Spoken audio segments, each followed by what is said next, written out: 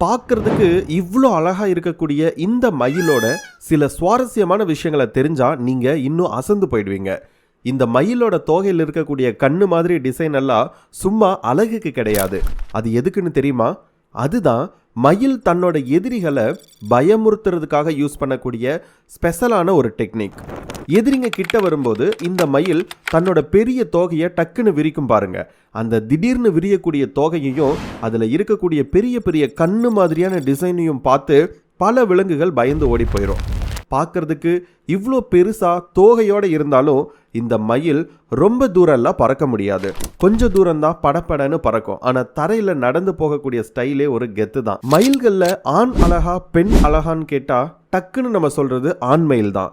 அந்த அளவுக்கு அவனோட தோகை ஜம்முன்னு இருக்கும். ஆனால் இந்த அழகெல்லாம் அந்த பெண்ணுக்காக தான். ஆமாங்க, ஆண்மையில் தன்னோட தோகையை விரிச்சு ஆடுறது எதுக்கு தெரியுமா? அது தன்னோட காதலியை இம்ப்ரெஸ் பண்ணுறதுக்காக தான்.